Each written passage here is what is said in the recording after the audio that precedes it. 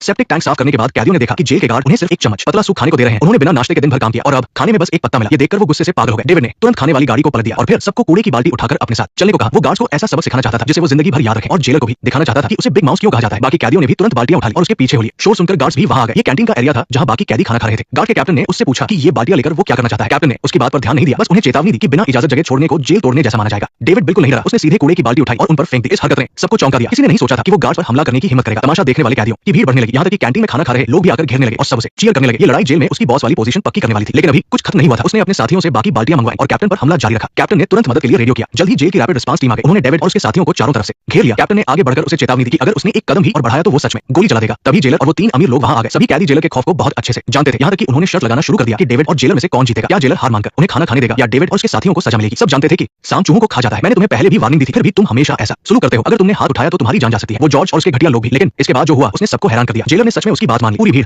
खुशी से चिल्लाने लगी। इस घटना के बाद जेल में उसका रुतबा और भी ज्यादा बढ़ गया। कई कैदी उसके चेले बन गए। उसकी ताकत अब डॉन के बराबर हो गई थी। लेकिन डेविड को फिर भी काल कोठरी में डाल दिया गया। इन कुछ दिनों की काल कोठरी वाली सजा ने उसे अंदर से और भी मजबूत बना दिया। उसने कसम खाई कि वो जिंदा रहेगा और उन लोगों से बदला लेगा जिन्होंने उसे फंसाया है। जब वो बाहर आया तो उसकी आंखों में ऐसा खौफ था जिसे देखकर वो कैप्टन भी डर गया जिसने अनगिनत मुजरिम देखे थे। जैसे ही वो मैदान में आया कैदियों की एक बड़ी भीड़ ने उसे घेर लिया। वो सभी उसके गैंग में शामिल होने की मिन्नतें कर रहे थे। डेविड ने भी किसी को मना नहीं किया क्योंकि अगर जंग लड़नी है तो सैनिक तो चाहिए ही होंगे। अपनी काबिलियत दिखाने और भी ज्यादा साथियों को जोड़ने के लिए उसने जेरी से ये खबर फैलाने को कहा कि वो उन सबकी कोई भी इच्छा पूरी करेगा। चाहे कोई भी इच्छा हो, बस वो पहले आने वाले कुछ लोगों की ही मदद करेगा। जेरी ने तुरंत काम शुरू किया और जल्दी पूरी जेल में ये बात फैल गई कि बिग माउस कैदियों की इच्छाएं पूरी करने वाला है। और जो सबसे पहला इंसान उसके पास आया वो कोई और नहीं बल्कि सेल का लीडर था। डेविड ने उससे पूछा कि उसे क्या चाहिए। सेल के लीडर ने बताया कि उसकी एक इकलौती बेटी है, लेकिन एक दिन वो अचानक बिना कोई सुराग छोड़े गायब हो गई। उसे पूरा यकीन है कि वो घर छोड़कर नहीं भागी और ना ही किसी से उनकी कोई दुश्मनी थी। आज तक उसकी कोई खबर नहीं है। बाद में उसका खुद का एक एक्सीडेंट हुआ और उसे बिना किसी वजह के हिट एंड रन केस में फंसाकर सजा दे दी गई। इससे बेटी को ढूंढने का काम अधूरा रह गया। डेविड ने उससे अपनी बेटी की सारी जानकारी लिखकर देने को कहा। उसके पास आने वाला दूसरा इंसान वो मौत की सजा पाया हुआ कैदी था। डेविड ने उससे कहा कि बस मौत की सजा माफ करवाने के अलावा कुछ भी मांग सकते हो। कैदी ने बताया कि उसकी मां को ब्लड कैंसर है और उन्हें बोन मैरो ट्रांसप्लांट की जरूरत है। उसे अपने मरने की परवाह नहीं है, बस वो चाहता है कि कोई उसकी मां की जान बचा ले। डेविड ने ये सुनकर उससे कहा कि वो अपनी मां की डिटेल्स और उस अस्पताल का नाम लिख कर दे। और वो अस्पताल कोई और नहीं बल्कि वही था जहां उसकी पत्नी सारा काम करती थी। सारा वहां प्रोफेसर स्मिथ के रिसर्च पेपर की जांच कर रही थी, लेकिन उसे अब तक कोई सुराग नहीं मिला था। दूसरी तरफ वो 3 अमीर लोग जेलर से मिले और उसे 300 मिलियन का ऑफर देकर इस मामले में आंखें मूंद लेने को कहा। उन्हें अभी भी यकीन नहीं था कि डेविड ही बिग माउस है और वो उसे रास्ते से हटाना चाहते थे। जेलर ने उनकी बात मान तो ली, लेकिन उन्हें चेतावनी दी कि अगर जॉर्ज ने सवाल उठाए तो इसका अंजाम उन्हें ही भुगतना होगा। जल्द ही गार्ड्स ने 3 नए कैदियों को वहां शिफ्ट कर दिया। डेविड ये देखकर हैरान रह गया कि नया रूममेट वही इंसान था जिसने पिछली बार मैदान में उस पर हमला किया था। अगर तब गार्ड्स सही वक्त पर नहीं आते तो वो उसी दिन मैदान में मारा गया होता। और आज गार्ड्स ने उसी इंसान को उसके सेल में भेज दिया था। उनका इरादा साफ समझ आ रहा था, लेकिन अगले ही पल वो आदमी खुद उसके सामने घुटनों पर बैठ गया और माफी मांगते हुए बोला कि पिछली बार उसे भी मजबूर किया गया था। उसने डेविड से माफी मांगी और अपने तीनों साथियों को पनाह देने की गुजारिश की। वो खुशी-खुशी उसके गैंग में शामिल होकर वफादारी निभाने को तैयार थे। ये देखकर बाकी 2 कैदी भी अपनी वफादारी दिखाने के लिए घुटनों पर बैठ गए। बगल में खड़े सेल के लीडर ने साफ कह दिया कि ये लोग डॉन के आदमी हैं और उनमें से एक कैदी की आंखें अजीब सी थी। ऐसे लोग आमतौर पर बहुत मतलबी होते हैं। ये बातें सुनकर उस अजीब आंखों वाले कैदी को बहुत गुस्सा आया। वो भड़कना चाहता था, लेकिन अपना प्लान कामयाब करने के लिए वो चुप रहा। अपनी सेफ्टी के लिए उन्होंने उन तीनों की तलाशी ली ताकि ये पक्का हो सके कि वो कोई खतरनाक चीज अंदर लेकर नहीं आए। जल्द ही रात हो गई और सभी कैदी सो गए। वो अजीब आंखों वाला कैदी अचानक उठा और धीरे-धीरे डेविड की तरफ बढ़ने लगा। जल्द ही वो उसके पास पहुंच गया। उसकी आंखों में खतरनाक गुस्सा और नफरत भरी थी, लेकिन उसे नहीं पता था कि डेविड बिल्कुल नहीं सो रहा था। उसने चुपके से अपने कम्बल के अंदर से एक हाथ का बना चाकू निकाल लिया था। शुक्र है कि वो कैदी बस बाथरूम जाने का बहाना कर रहा था, या शायद उसे लगा कि अभी सही वक्त नहीं आया है। डेविड अच्छी तरह जानता था कि उनकी वफादारी सिर्फ एक नाटक है और उनका असली इरादा उसे खत्म करना है। इसमें जेलर भी पक्का शामिल था। दिन में गार्ड में काम करते हुए उसने उस अजीब आंखों वाले कैदी से पूछा कि जेलर और उन तीनों अमीरों ने तुम्हें क्या फायदा पहुंचाया। कैदी ने बेखौफ होकर मान लिया कि पिछली बार डेविड पर हमला उसने पैसों के लिए किया था। डेविड कोई बवाल नहीं चाहता था, इसलिए उसने कहा कि चाहे उन्होंने तुम्हें कितने भी पैसे दिए हो, मैं उसके 10 गुना ज्यादा एहसान के रूप में तुम्हें चुका दूंगा। लेकिन वहां से मुड़ते ही वो आदमी डॉन से मिला और उसने अपने कपड़ों में छिपा हुआ हथियार बाहर निकाल लिया। ऐसा लग रहा था कि वो हमला करने के लिए पूरी तरह तैयार है। उधर जेलर ने उन तीनों अमीरों की बात तो मान ली थी, लेकिन उसे डर था कि बाद में जॉर्ज उस पर गुस्सा करेगा। इसलिए उसने एक तरफ तो डेविड पर हमले की छूट दे दी और दूसरी तरफ उसकी छुपकर हिफाजत करने के लिए अपने आदमी भी लगा दी। जल्द ही कुछ लोग हथियार लेकर आ गए और पहरेदारी कर रहा गार्ड भी अपने आदेश के मुताबिक दरवाजा लॉक करके अपनी जगह से चला गया। उस कैदी और उसके साथियों ने तुरंत अपने चाकू निकाल लिए। किसी ने नहीं सोचा था कि जो इंसान सुबह रक्षा करने की बात कर रहा था वो दोपहर तक जान का दुश्मन बन जाएगा। तुरंत ही दोनों गुटों में भयंकर लड़ाई शुरू हो गई। इस अफरातफरी में वो अजीब आंखों वाला कैदी चाकू लेकर धीरे-धीरे डेविड की तरफ बढ़ा। पिछली बार गार्ड्स की वजह से उसका प्लान फेल हो गया था, लेकिन इस बार उसे देखना था कि डेविड कैसे बचता है। लेकिन हैरानी की बात ये थी कि वो कैदी असली हमलावर नहीं था, बल्कि कोई और ही था। असली कातिल वही मौत की सजा पाया हुआ कैदी था। उसने अपना खंजर निकाला और अपने शिकार की तरफ बढ़ा। उसे देखकर डेविड सन्न रह गया। उसने सपने में भी नहीं सोचा था कि उसके करीबी इंसान को भी दुश्मनों ने खरीद लिया है। अभी परसों ही तो उसने उसकी इच्छा पूरी करने का वादा किया था और आज वो दुश्मन बन गया था। एंड उसी नाजुक मौके पर सेल का लीडर बीच में कूद पड़ा और उसने वो चाकू अपने ऊपर ले लिया। मामला अपने हाथ से निकलता देख जेलर ने तुरंत पास ही छिपी हुई अपनी स्पेशल टीम को इस ड्रामे को रोकने के लिए बुलाया। गार्ड्स ने जल्द ही इस लड़ाई को खत्म कर दिया। सेल के लीडर को बहुत गहरी चोट आई थी और उसे तुरंत इलाज के लिए अस्पताल ले जाया गया। वहीं हमला करने वाले लीडर्स को जेलर ने काल कोठरी में डाल दिया। इसके बाद जेलर उस लीडर से मिलने आया। उसे बिल्कुल समझ नहीं आ रहा था कि उसने अपनी जान जोखिम में डालकर डेविड को क्यों बचाया। लीडर ने तुरंत कोई जवाब नहीं दिया, बल्कि उसने जेलर को अपने करीब बुलाया और उसके कान में कुछ फुसफुसाया। इसके तुरंत बाद डेविड और जेरी को काल कोठरी से बाहर निकाल दिया गया। साइलेंस। अगले दिन एक बहुत ही अजीब घटना घटी। इस पूरे हमले का मेन लीडर वो अजीब आंखों वाला कैदी काल कोठरी में फांसी पर लटका हुआ मिला। सोचने वाली बात ये थी कि अंदर एक टॉयलेट के अलावा कुछ भी नहीं था, तो फिर वो रस्सी कहां से आई और उसने खुद को फांसी कैसे लगा ली। कैदी ने बस धीरे से अपना हाथ खोला और तुरंत ही 2 कैदियों के मुंह से झाग निकलने लगा और वो जमीन पर गिर पड़े। कुछ ही पलों में उनकी मौत हो गई। ये खौफनाक मंजर देखकर वो खुद भी हैरान रह गया, क्योंकि परसों ही इन दोनों कैदियों ने उस पर हमला किया था और उनका बॉस भी कल ही काल कोठरी में रहस्यमय तरीके से फांसी पर लटका मिला था। अब डेविड को मारने की साजिश रचने वाले तीनों मुख्य अपराधी मर चुके थे, लेकिन सच तो ये था कि उसने ऐसा कुछ नहीं किया था। उसे एहसास हो गया कि असली बिग माउस भी इसी जेल में मौजूद है और उसका साफ मकसद यही था कि इन सबका इल्जाम डेविड पर डाल दिया जाए। लेकिन वो इंसान आखिर है कौन, ये उसे बिल्कुल समझ नहीं आ रहा था। फॉरेंसिक की शुरुआती जांच के मुताबिक इन दोनों कैदियों की मौत पोटेशियम क्लोराइड के जहर से हुई है, लेकिन उन्हें काल कोठरी से बाहर आए हुए कुछ ही घंटे हुए थे, तो उन्हें अचानक जहर कैसे दे दिया गया। पुलिस ने तुरंत उस वक्त की सीसीटीवी फुटेज चेक की। उसमें साफ दिख रहा था कि काल कोठरी से बाहर निकलते समय वो कैदी किसी से भी नहीं मिले थे, लेकिन जब वो कैंटीन पहुंचे तो जेलर ने देखा कि उन दोनों ने अपनी जेब से कुछ निकाला और उसे खा लिया। उनकी चॉपस्टिक्स टेबल पर ही रखी हुई थी, इसलिए खाने में जहर होने का सवाल ही नहीं था। ये जानकर सब हैरान थे थे कि उन्होंने अपनी जान खुद ली है, लेकिन वो ऐसा क्यों करेंगे? उस अजीब आंखों वाले कैदी की मौत को भी शुरुआती तौर पर खुदकुशी ही माना जा रहा था। ये सब कुछ बहुत ही अजीब और रहस्यमय था। उन दोनों को वो जहर आखिर मिला कहां से? जेलर का शक तुरंत डेविड पर गया। इन तीनों ने ही डेविड पर हमला किया था, इसलिए इनकी मौत से डेविड का कनेक्शन होना तय था। तो जेलर तुरंत गार्ड्स के साथ वहां तलाशी लेने पहुंच गया। गार्ड्स ने आते ही कमरे का कोना-कोना छानना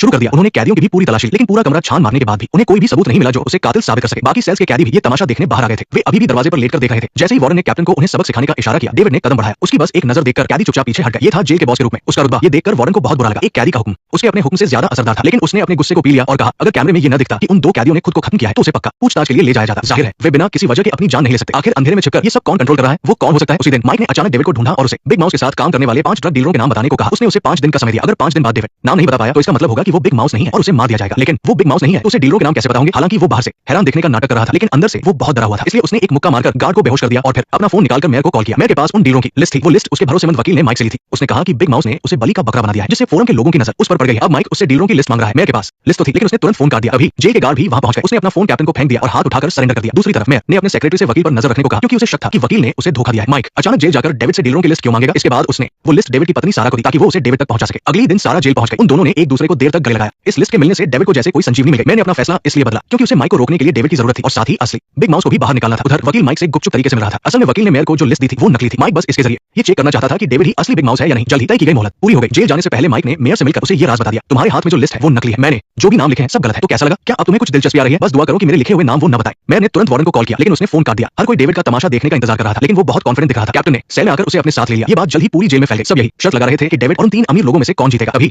मेयर भी वहां पहुंच गया। वो डेविड से अकेले में बात करके उसे बताना चाहता था कि लिस्ट नकली है, लेकिन वार्डन ने उसे फिर से मना कर दिया और मेयर की कोई परवाह नहीं की। शर्त जल्द ही शुरू हो गई। डेविड को इतना कॉन्फिडेंट देखकर माइक भी बहुत खुश था। गेम में ऐसे ही मजा आता है, लेकिन पास खड़े मेयर के तो डर के मारे पसीने छूट रहे थे। इस शर्त का रेफरी वार्डन था। माइक ने सबसे पहले पेन और पेपर लिया और लिस्ट लिखनी शुरू की। डेविड ने भी बिना किसी हिचकिचाहट के लिखना शुरू कर दिया। जल्द ही दोनों ने लिखकर पेपर को मोड़ा और ग्लास में डाल दिया। वार्डन ने माइक की लिस्ट ली और उन 5 डीलरों के नाम पढ़ने लगा। फिर उसने सबके सामने वो लिस्ट दिखाई। इसके बाद वार्डन ने डेविड की लिस्ट ली। माइक टेबल थपथपा रहा था और तमाशा देखने के लिए बेताब था, लेकिन अगले ही पल वार्डन के चेहरे के भाव बदल गए। उसने नाम नहीं पढ़े बल्कि लिस्ट माइक को दे दी। उस पर बिल्कुल वही 5 नाम लिखे थे। वह तुरंत हैरान रह गया। मेयर भी उतना ही चौंक गया था। इस लिस्ट के बारे में माइक और बिग माउस के अलावा किसी को नहीं पता था, लेकिन डेविड किसी भी एंगल से बिग माउस नहीं लग रहा था। जल्द ही कैप्टन ने ये बात सभी कैदियों को बता दी। सब लोग उसके लिए जश्न मनाने लगे, जिसमें माइक भी शामिल था। माइक ने कहा कि अब जब पहचान साफ हो गई है तो सीधे काम की बात करते हैं। जो 100 बिलियन उसने चुराए थे वो कब वापस करेगा? लेकिन डेविड ने उससे कहा कि पहले वो पैसे चुराने के सबूत दिखाए। ये इंसान उस फोरम के फंड को संभालने वाला ट्रेडर था। वो आदमी वांटेड होने के बाद गायब हो गया था। कुछ समय बाद उसने पुलिस को फोन करके बताया कि पैसे बिग माउस ने चुराए हैं। डेविड ने कहा कि अगर ऐसा है तो पीटर को पकड़कर मेरे सामने लाओ। दूध का दूध और पानी का पानी हो जाएगा। ठीक उसी समय वार्डन को एक कॉल आई। पुलिस डेविड को पूछताछ के लिए बुला रही थी। अचानक क्यों? वो पीटर होम पकड़ा गया है। कल रात पीटर होम को गिरफ्तार कर लिया गया है। दूसरी तरफ वकील पीटर से पूछताछ कर रहा था। उसने पूछा कि वो पहली बार बिग माउस से कब मिला था। पीटर ने याद करते हुए बताया कि जब वो एक फ्रॉड केस में फंसा था और उसे स्टॉक मार्केट से निकाल दिया गया था। जब वो अपनी जिंदगी खत्म करने जा रहा था तब बिग माउस ने उसे कॉल किया और कहा कि वो उस पर पैसा लगाना चाहता है और अगले ही दिन उसने करोड़ों रुपए ट्रांसफर कर दिए। बिग माउस के कहने पर काम करके बस 2 हफ्ते में ही वो रकम कई गुना बढ़ गई। उसके बाद वो सफलता की सीढ़ियां चढ़ता गया और आखिर में फोरम में शामिल होकर उनका फंड संभालने लगा। जब उसकी जिंदगी सबसे बुरे दौर में थी तब उसी इंसान ने उसे अंधेरे से बाहर निकाला था। पीटर के लिए बिग माउस भगवान जैसा था, लेकिन कुछ ही समय बाद उसने सारा पैसा चुरा लिया। पीटर ने उसे एक बार बारिश की रात में देखा था, लेकिन तब बहुत अंधेरा था और गाड़ी का शीशा भी पूरी तरह नीचे नहीं था, इसलिए वो उसका चेहरा नहीं देख पाया और नहीं उसकी आवाज सुन सका। वकील ने उसकी बात सुनने के बाद डेविड की फोटो उसके सामने फेंक दी। पीटर समझ गया कि वो उससे झूठी गवाही दिलवाना चाहता है। वकील ने शर्त रखी कि अगर वो ऐसा करेगा तो उसकी सजा कम कर दी जाएगी। उसके बाद डेविड भी पूछताछ वाले कमरे में आ गया। वकील ने उससे पूछा कि उसे डीलरों की लिस्ट कैसे पता चली। डेविड ने बताया कि किसी ने उसे एक पर्ची दी थी जिस पर उन 5 डीलरों के नाम लिखे थे। फिर उसने पीटर से कहा कि वो उसे ध्यान से देखे और बताए कि क्या वही बिग माउस है। पीटर थोड़ा नर्वस लग रहा था। आखिर झूठी गवाही देना कानून के खिलाफ है। तभी उसका अलार्म बज उठा। ये इंसुलिन का इंजेक्शन लेने का समय था, लेकिन जैसे ही उसने इंजेक्शन लिया कुछ ही सेकंड बाद उसकी सांसें रुकने लगी और वो जमीन पर गिर पड़ा और उसके मुंह से झाग निकलने लगा। डेविड ने मेयर की तरफ देखा। जाहिर था कि कोई छुपकर उसे बचा रहा था। आखिरकार पीटर उसी कमरे में मारा गया और इस शर्त की वजह से डेविड ने उन अमीर लोगों से 300 मिलियन जीत लिए। ये पहले से तय था। वार्डन ने रेफरी होने के नाते अपना हिस्सा निकाल लिया, लेकिन अगले ही पल डेविड ने उसे नोटों की कई गड्डियां थमा दी। वो भी यहाँ वीआईपी बनना चाहता था। वीआईपी। उसके बाद उसने कुछ और गड्डियां निकाली और कहा कि ये आजादी की कीमत है। जब तक वो कोई बहुत बड़ा जुर्म न करे तब तक वो उसके मामले में दखल न दे। बाकी के पैसे वार्डन को दे दिए। साथ ही कहा कि सबको अच्छा खाना खिलाया जाए। जल्द ही बढ़िया खाना टेबल पर आ गया। कैदियों ने बहुत दिनों से इतना अच्छा खाना नहीं खाया था और ये सब सिर्फ एक इंसान की वजह से मुमकिन हुआ था। डेविड का रुतबा फिर से बढ़ गया था, यहाँ तक कि माफिया बॉस से भी ज्यादा। और उन 3 अमीर लोगों के बुरे दिन शुरू हो गए थे। उन्हें पूरा यकीन हो गया था कि डेविड ही बिग माउस है। उसकी वजह से जेल में 3 कैदी मारे जा चुके थे। यहाँ तक कि पीटर भी पूछताछ के दौरान मारा गया। उन्हें लगा कि अब अगला नंबर उन्हीं का है, लेकिन वे बस चुपचाप उसकी बढ़ती ताकत को देखने के अलावा कुछ नहीं कर सकते थे। अब वो उन तीनों के बराबर आ चुका था। वे माफिया बॉस के पास गए और उससे मदद मांगी, लेकिन वो अब और कोई पंगा नहीं लेना चाहता था। तभी डेविड अपने आदमियों के साथ वहां आ धमका। वह एक बहुत ही सीधे मकसद से आया था। वो चाहता था कि वो तीनों अमीर लोग प्रोफेसर केविन को मारने का गुनाह कबूल कर ले, वरना उन्हें बेरहमी से मार दिया जाएगा। लेकिन उनका लीडर जरा भी नहीं डरा। वो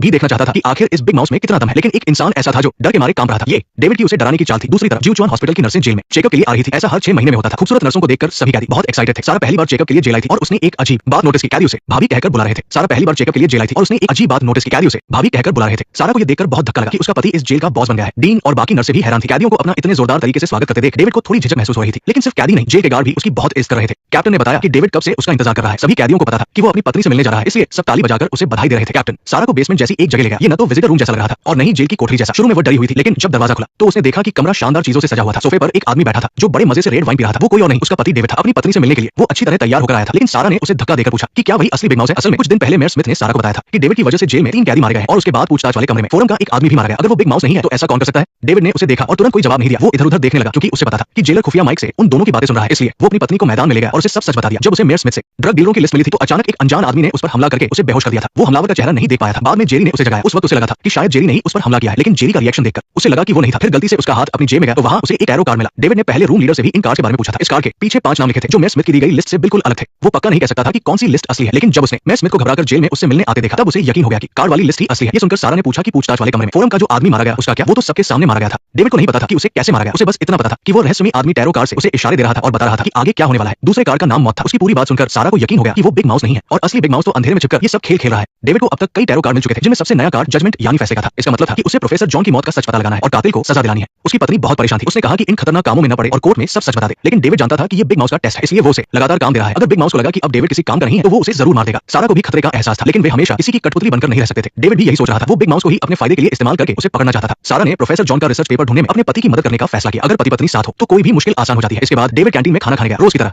सब कैदी अपने बॉस के सम्मान में खड़े हो गए। डेविड को अब इन सब की आदत हो गई थी। वो उस नर्स के पास गया जो उसकी पत्नी को परेशान करती थी और उसका पुराना नाम एकदम सही बताया। फिर वो हेड नर्स के पास गया और उसके परिवार की सारी जानकारी बता दी, जैसे कि उसका पति हिट एंड रन केस में चोंगजू जेल में बंद है। उसके बाद वो केविन की पत्नी के पास गया। उसने न सिर्फ उसके अफसरों को रिश्वत देने का राज खोला बल्कि रिश्वत की एक एक पाई का हिसाब तक बता दिया। सबसे आखिर में वो मेयर स्मिथ की पत्नी से मिला, लेकिन डेविड ने उसका शुक्रिया अदा किया क्योंकि उसने सारा का ख्याल रखा था। ये सब करने का उसका इकलौता मकसद इन लोगों को चेतावनी देना था कि कोई भी सारा को छूने की हिम्मत न करे, वरना अंजाम बहुत बुरा होगा। वो जानता था कि उसके बिग माउस होने की वजह से लोग सारा को परेशान करेंगे। अपनी पत्नी को बचाने का उसके पास यही एक तरीका था। उस दिन प्रोफेसर पीटर की पत्नी भी उनके साथ आई थी। प्रोफेसर पीटर उसे बहुत मारता पीटता था। उसे शक रहता था कि उसकी पत्नी का किसी के साथ चक्कर है, इसलिए वो उस पर हाथ उठाता था। एक फेमस टीवी एंकर होने के बावजूद कोई नहीं जानता था कि वो अंदर से कितनी दुखी है। उधर डेविड ने माफिया बॉस से मिलकर हाथ मिलाने की बात कही, लेकिन बॉस ने कहा कि अगर तुम चाहते हो कि मैं उन 3 अमीरजादों को धोखा दूं तो ये भूल जाओ। डेविड समझ नहीं पा रहा था कि उन तीनों ने उसे ऐसा क्या लालच दिया है कि इतना बड़ा गुंडा खुशी-खुशी उनका काम कर रहा है, क्या पैसे की वजह से? लेकिन माफिया बॉस को पैसों की कोई कमी नहीं लग रही थी। ये सुनकर माफिया बॉस हंसा क्योंकि वो सिर्फ 6 महीने में जेल से छूटने वाला था। फिर भी वो मान गया। उसके बाद उसके आदमियों ने उन तीनों में से एक प्रोफेसर पीटर को किडनैप कर लिया। उसी जगह पर उसी रस्सी से उसे लटकाया गया। इसी जमाने में उन तीनों ने भी ऐसे ही डेविड का स्वागत किया था। अब उसे भी वही दर्द महसूस करने का समय आ गया था। प्रोफेसर पीटर गिड़गिड़ाने लगा। डेविड ने कहा कि डैश कैम फुटेज से पता चलता है कि तुम सिर्फ गाड़ी चला रहे थे, तुमने मर्डर नहीं किया है, तो तुम उन दोनों की सजा अपने सिर क्यों ले रहे हो? मर्डर करने और उसमें मदद करने दोनों की सजा में बहुत फर्क होता है। ये सुनकर प्रोफेसर पीटर रोने लगा। वो भी ये बात अच्छी तरह जानता था। जब उसने कुछ नहीं कहा तो डेविड ने अपने आदमियों से उसे लटकाने को कहा। उसके वजन को देखते हुए उसे डेविड से कहीं ज्यादा तकलीफ हो रही थी, लेकिन डेविड को उम्मीद नहीं थी कि वो इतनी जल्दी हार मान लेगा। फिर भी डेविड ने आगे बढ़कर कुर्सी को लात मार दी। ये देखकर सब चौंक गए। क्या वो सच में इस अमीर आदमी को मारने वाला है? जल्द ही वो एकदम शांत पड़ गया। उसके बाद डेविड ने उस पर पानी डालकर उसे होश में लाया। उसने ऐसा इसलिए किया क्योंकि इंसान जब तक मौत के करीब नहीं जाता उसे जिंदगी की अहमियत समझ नहीं आती। मौत का डर ही इंसान को धोखा देने से रोकता है। दूसरी तरफ सारा जब घर लौट रही थी तो उसे एक मरीज के रिश्तेदार का फोन आया। उसने सारा से पूछा कि क्या वह प्रोफेसर जॉन का रिसर्च पेपर ढूंढ रही है। उसने कहा कि उसे पता है पेपर कहाँ है। उसे लगा कि सारा सबसे बड़े ठग बिग माउस की पत्नी है तो उसके पास बहुत पैसा होगा। वो पेपर लेने के लिए सारा ने उसे पैसे देने का नाटक किया। हेलो, क्या तुम मुझे सुन सकते हो? ये भयानक नजारा देखकर सारा सन्न रह गई। साफ था कि किसी ने उसे धक्का दिया था। ये एक मर्डर था। जल्द ही पुलिस मौके पर पहुंच गई, लेकिन मरने वाले ने मरने से पहले एक बहुत बड़ा सुराग छोड़ा था। क्रॉस और डीन जो नेकलेस पहनती है वो भी क्रॉस के डिजाइन का है। सारा बिना कुछ सोचे तुरंत अपनी कार लेकर कलीग्स की पार्टी में पहुंची और आखिर में वॉशरूम में डीन को रोक लिया। लेकिन जैसे ही उसकी नजर क्रॉस नेकलेस पर पड़ी वो उसे बस देखती ही रह गई। वो उस नेकलेस को छीनना चाहती थी क्योंकि उसी रिसर्च पेपर की वजह से उसके पति को न सिर्फ जेल जाना पड़ा बल्कि उसे बदनाम बिग माउस भी बना दिया गया। सारा ने डीन को बताया कि अस्पताल में अभी एक मौत हुई है। एक मरीज के रिश्तेदार को किसी ने छत से धक्का दे दिया। मरने से पहले उसने मुझे फोन करके बताया कि प्रोफेसर जॉन का पेपर एक क्रॉस वाले नेकलेस में है। तब डीन को समझ आया कि सारा आते ही उसका नेकलेस क्यों छीनना चाहती थी, इसलिए उसने अपना नेकलेस उतारकर सारा को दे दिया। सारा ने उसे हर तरफ से देखा पर उसे कुछ नहीं मिला। जब उसे होश आया तो उसने तुरंत नेकलेस वापस किया और माफी मांगी। उसने कहा कि वो अपने पति को निर्दोष साबित करने की इतनी जल्दी में है कि उसका दिमाग काम नहीं कर रहा, इसलिए जिसे भी उसने क्रॉस नेकलेस पहने देखा उस पर शक कर लिया। लेकिन फिर उसने सोचा कि उस औरत ने ये नहीं कहा था कि पेपर डीन के पास है। इसके बाद डीन गुस्से में वहां से चली गई, लेकिन उन दोनों ने ध्यान नहीं दिया कि वॉशरूम के एक क्यूबिकल में कोई खड़ा था। साफ दिख रहा था कि वो एक औरत है और ये कोई और नहीं प्रोफेसर पीटर की पत्नी थी। उसने भी क्रॉस वाला एक नेकलेस पहना हुआ था। जाहिर है कि उसका नेकलेस थोड़ा बड़ा था जिसमें मेमोरी कार्ड जैसी कोई चीज आराम से छिपाई जा सकती थी और सच में ऐसा ही था। उसके नेकलेस में एक मेमोरी कार्ड था। उसका पति उसे बहुत मारता पीटता था और ऐसे मुश्किल वक्त में हमेशा प्रोफेसर जॉन ही उसकी मदद करते थे क्योंकि वे सब एक ही अमीर ग्रुप का हिस्सा थे, इसलिए एक दूसरे को अच्छी तरह जानते थे। साइलेंस। दोनों एक दूसरे से प्यार करने लगे और ये नेकलेस प्रोफेसर ने ही उसे दिया था। इसने सोचा था कि इसमें वो रिसर्च पेपर छिपा होगा। दूसरी तरफ उन तीनों को बेल मिल गई, लेकिन प्रोफेसर पीटर को डेविड का इतना खौफ था कि वो बिल्कुल भी खुश नहीं था। तभी जेलर उन्हें विदा करने आया। उसकी बात सुनकर तीनों के चेहरे खिल उठे, लेकिन उन्होंने ध्यान नहीं दिया कि कैप्टन के चेहरे पर अजीब सी मुस्कान थी। उन तीनों को विदा करने सिर्फ जेलर ही नहीं आया था बल्कि डेविड भी आया था। दोनों गुट एक बार फिर हॉल के बीच में आमने सामने थे। सारे कैदी तुरंत अपनी कुर्सी लगाकर ये तमाशा देखने बैठ गए। डेविड ने कहा कि सूट पहनने के बाद वे बिल्कुल भी कैदी नहीं लग रहे। किसी ने सोचा भी नहीं था कि उन दोनों को इस बात का पता होगा। प्रोफेसर पीटर ने बात को घुमाने की कोशिश की, लेकिन अब कोई फायदा नहीं था। तभी वहां माफिया बॉस भी आ गया। डेविड के पीछे खड़े सारे कैदी तुरंत पीछे हट गए और वहां सिर्फ जेरी अकेला बच गया। और जहां तक प्रोफेसर पीटर की बात है, जेल के गार्ड उसे फिर से पकड़ कर ले गए। अमीरजादे चाहते थे कि उनके जाने के बाद माफिया बॉस डेविड को ठिकाने लगा दे ताकि उन्हें इस चूहे की शक्ल दोबारा न देखनी पड़े। माफिया बॉस ने कहा कि वो कोशिश करेगा। इसके बाद दोनों अमीरजादे हंसते हुए जेल से चले गए। लेकिन क्या सच में ऐसा ही था? उनके जाने के बाद डेविड रहस्यमयी तरीके से हंसने लगा।